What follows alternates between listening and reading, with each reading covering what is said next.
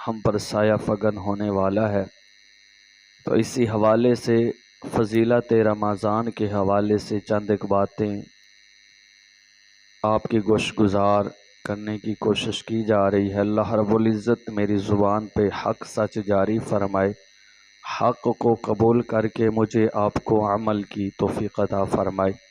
پیارے پیارے مصطفیٰ کریم علیہ السلام نے ارشاد فرمایا، کل قیامت والے دن ہر جگہ اور ہر مقام پر، ہر جگہ اور ہر مقام پر میرے سب سے زیادہ نزدیک وہ شخص ہوگا جس نے دنیا میں رہ کر مجھ پر سب سے زیادہ درود پاک پڑھا ہوگا۔ تو محبت سے درود پاک پڑھ لیجئے، الصلاۃ والسلام علیکہ یا سیدی یا رسول اللہ وعلی آلک و صحابک یا سیدی یا خاتم النبیین۔ عزیزان گرامی، روزہ کا معنی ہے رکنا، اور شریعت میں کھانے پینے اور عمل زوجیت سے سحری سے لے کر غروب آفتاب تک رکے رہنے کا نام روزہ ہے۔ روزہ یہ ڈھال ہے کہ جہنم اور بندے کے درمیان جس طرح ڈھال سے بندے کی حفاظت ہوتی ہے، تو بندے اور دوزخ سے بچانے کے لیے جو ڈھال ہے وہ روزہ ہے۔ نبی پاک صلی اللہ تعالیٰ علیہ وآلہ وسلم نے ارشاد فرمایا، لِكُلِّ شَيْءٍ زَكَاةٌ وَزَكَاةُ الْجَسَدِ الصَّوْمُ، فرمایا ہر شے کے لیے کوئی نہ کوئی زکوٰۃ ہوتی ہے جو اسے پاک کرتی ہے۔ مال سے بندہ زکوٰۃ دیتا ہے، کیوں؟ اس لیے کہ مال پاک ہو جاتا ہے، رب کا حکم ہے۔ تو نبی پاک صلی اللہ تعالیٰ علیہ وآلہ وسلم نے ارشاد فرمایا کہ ہر شے کی کوئی نہ کوئی زکوٰۃ ہے، جو ہمارا جسم ہے اس کی زکوٰۃ روزہ ہے۔ بندہ روزہ رکھے گا تو جسم پاک ہو جائے گا۔ فرمایا رحمت کے دروازے جب رمضان شریف آتا ہے تو کھل جاتے ہیں۔ دوسری روایت میں آیا کہ جنت کے دروازے کھل جاتے ہیں۔ نبی پاک صلی اللہ تعالیٰ علیہ وآلہ وسلم نے شعبان کے آخری دن واعظ فرمایا، اور آقا کریم علیہ السلام نے فرمایا، تمہارے پاس برکت والا مہینہ آیا، اس میں ایک رات ہے جو 1000 مہینے سے بہتر ہے۔ 1000 مہینے سے بہتر رات ہے جسے ہم لیلۃ القدر کہتے ہیں۔ فرمایا اس کے روزے تم پر فرض ہیں، روزے تم پر فرض ہیں، ضروری ہیں، اور رات میں قیام کرنا سنت ہے۔ فرمایا جو نیکی کا کام کرے گا گویا کہ دوسرے دنوں میں اس نے فرض ادا کیا، نیکی کا ثواب فرض کے برابر، اور رمضان میں جو بندہ فرض ادا کرے گا گویا کہ اس نے دوسرے دنوں میں 70 فرائض ادا کیے۔ نیکی کا ثواب فرض کے برابر اور فرض کا ثواب 70 فرائض کے برابر اللہ رب العزت عطا فرماتا ہے۔ فرمایا میرے آقا کریم علیہ السلام نے کہ یہ مہینہ صبر کا مہینہ ہے۔ کس کا مہینہ ہے جی؟ صبر کا مہینہ ہے۔ بندے کو چاہیے کہ صبر کرے۔ صبر کا مطلب ہے کہ روزہ رکھے، صبر کرے۔ آج کل جوان ہوتے ہیں، بہانے بناتے پھرتے ہیں کہ جناب روزہ نہیں رکھا جاتا، ہلکا سا کٹ لگ گیا، میں نے سنی پلاس لگایا ہے، معدے میں ذرا درد ہو گئی، تو یہ صبر کرنا ہے۔ مزہ ہی اس چیز کا ہے کہ یار کی محبت میں کچھ نہ کچھ تو برداشت کرنا پڑے، اس کا نام ہی تو صبر ہے۔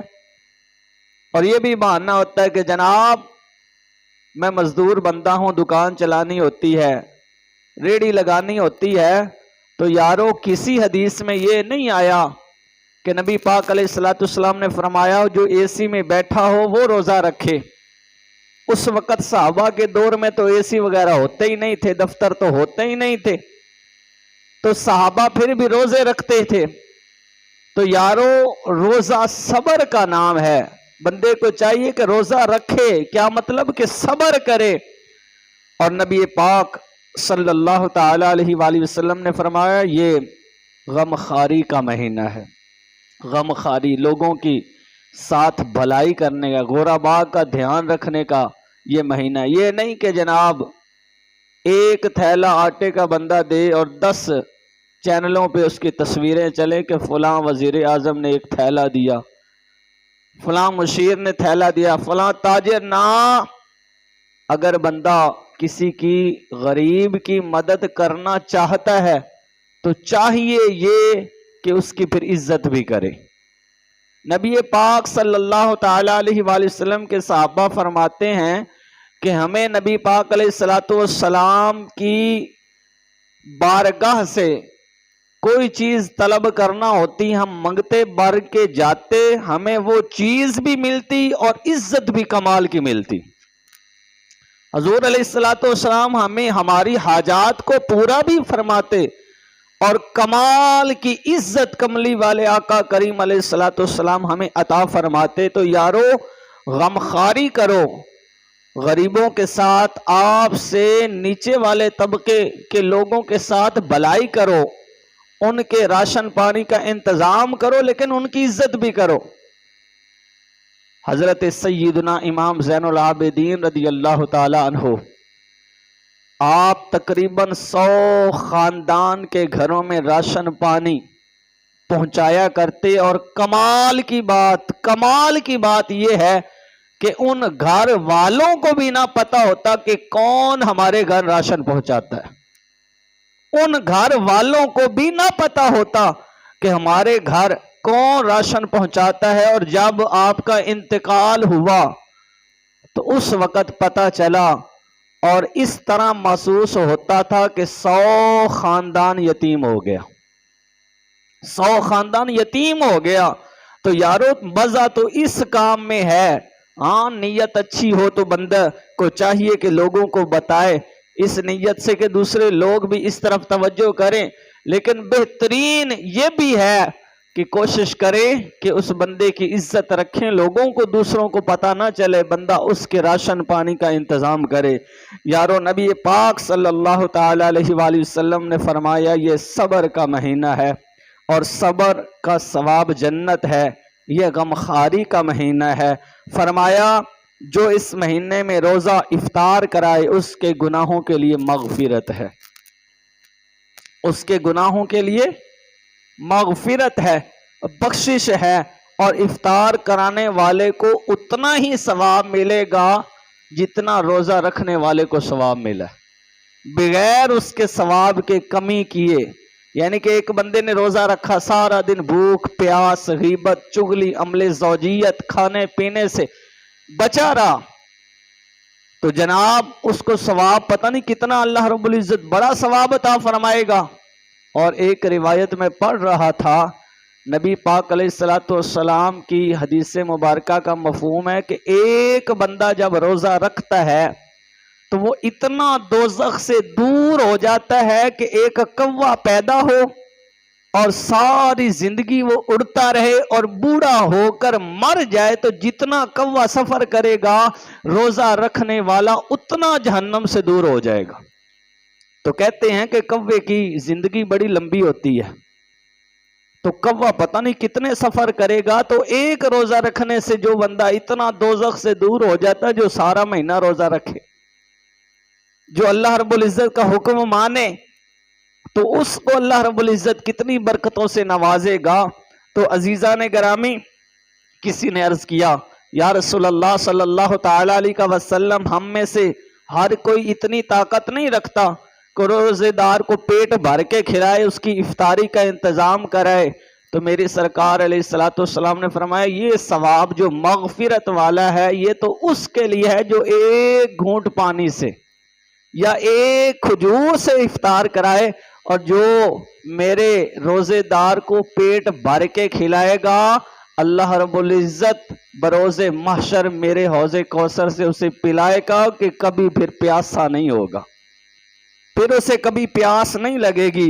عزیزان گرامی، جوانوں سے یہ گزارش ہے، یہ جو روزے رکھ سکتے ہیں ان سے گزارش ہے کہ روزہ رکھو، اس لیے کہ جب رب کھانا نہ کھانے دے تو بڑے بڑے بیڈوں پہ پڑے ہم نے دیکھے ہیں، نالیاں لگی ہیں سب گول کی جناب والا، وہ بوتلیں لگی ہوئی ہیں، کھا کچھ نہیں، قسم قسم کے کھانے پڑے ہیں، تجوری میں لاکھوں روپے ہے، بینک بیلنس سب کچھ ہے، لیکن جب وہ چاہتا ہے تو کھانے نہیں دیتا۔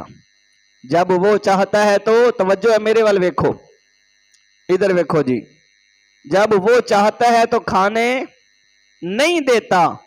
تو یا رسول اللہ صلی اللہ تعالی علیہ وسلم سونے جی روزہ رکھیے تو پھر ملے گا کی؟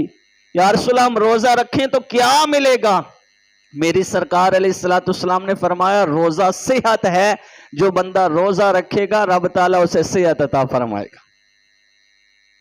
اب ہماری سوچ الگ، لیکن حکمت والے نبی کریم علیہ السلام کی حکمت و دانائی والی باتیں قربان جائیں۔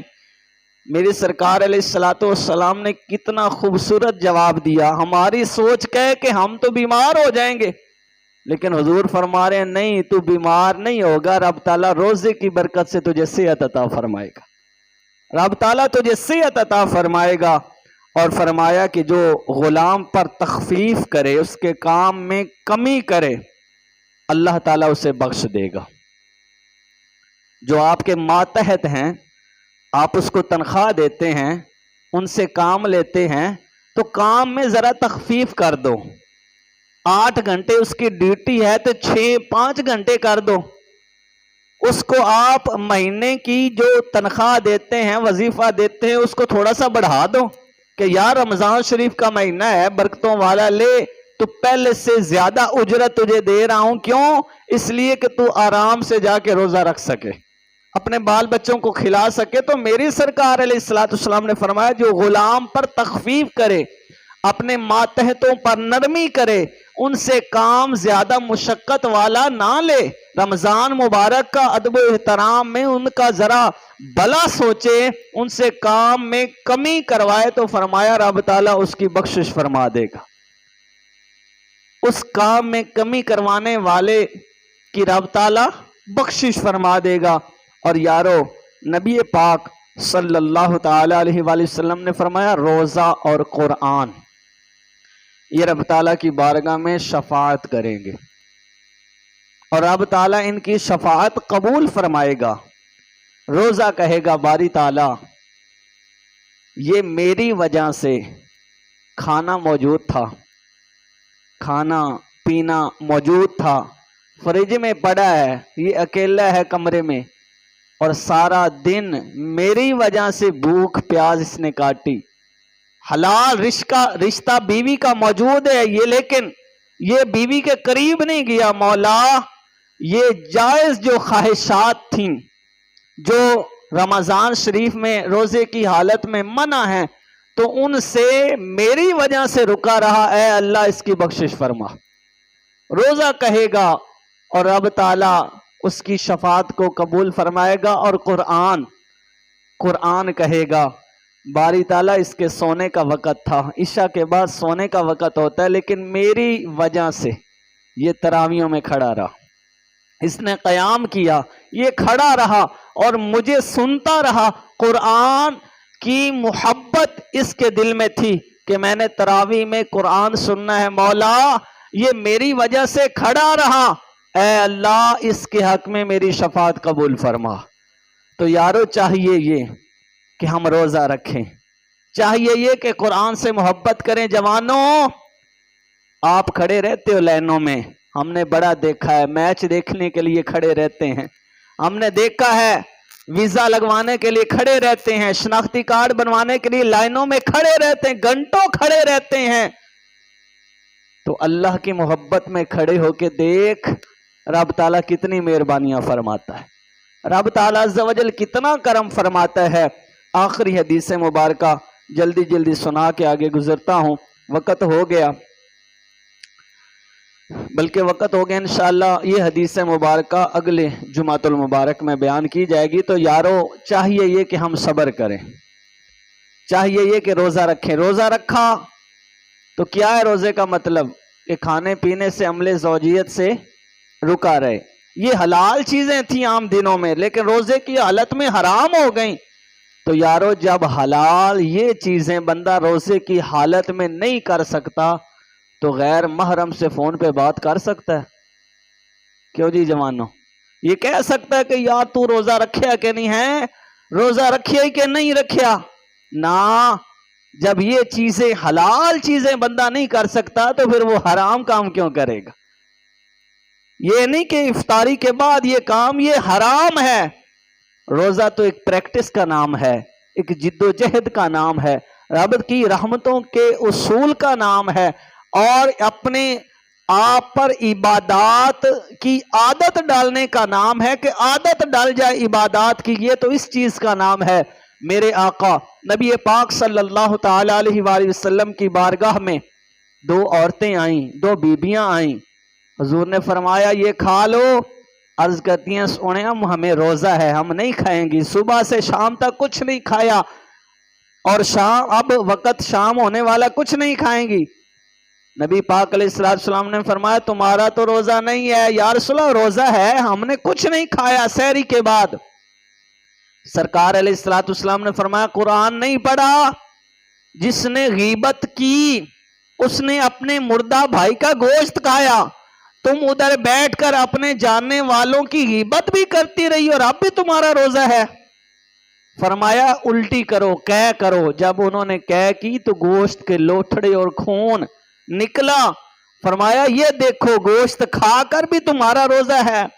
تو یارو غیبت نہیں کرنی، جب روزہ رکھنا ہے تو غیبت نہیں کرنی، جب روزہ رکھنا ہے کو حسد نہیں کرنا، بد نگاہی نہیں کرنی، فضولی کام، فضول باتیں، گپیں شپیں چھوڑ دو۔ رمضان شریف میں کیا کرو؟ یا رب کا قرآن پڑھو یا نبی پاک علیہ السلام پہ درود پاک پڑھو۔ حضور کی احادیث کی جو کتابیں ہیں وہ کھول کھول کے پڑھو، علم حاصل کرنے کے جو مواقع آپ کو ملتے ہیں وہ حاصل کرو۔ قرآن رات کو کھڑے ہو کر سنو۔ تراویح پتہ نہیں اگلے سال زندہ رہنا کہ نہیں رہنا، مسجدوں میں دیکھا گیا پہلے ہفتے بڑا رش ہوتا ہے، بعد میں بندہ ہی کوئی نہیں نظر آتا، پھر 27ویں کی رات کو رش ہوتا ہے۔ نا، ایسا بندے کو نہیں ہونا چاہیے، زندگی کا بھروسہ نہیں ہے۔ ہمیں چاہیے کہ ہم یہ کام کریں، روزے کو ادب احترام اور اس کو سارے اس کے حسن کے ساتھ رکھیں، رمضان شریف کو اس کے سارے حسن کے ساتھ ہم گزاریں۔ اور ٹی وی پہ جو پروگرام ہوتے ہیں وہ جو جناب ایکٹر قسم کے لوگ سارا 11 مہینے ناچ گانا اور یہ سارے کام کرتے ہیں اور ان دنوں میں اسلام سکھانے بیٹھ جاتے ہیں، آپ نے کوئی پروگرام نہیں دیکھنا، ٹھیک ہے جی؟ وہ غیر محرم کو دیکھنا حرام ہے اور غیر محرم سے ہم دین کی باتیں سنیں نا، یہ نہیں ہو سکتا۔ اللہ رب العزت عمل کی مجھے بھی توفیق عطا فرمائے، آپ کو بھی۔ وآخر دعوانا ان الحمدللہ۔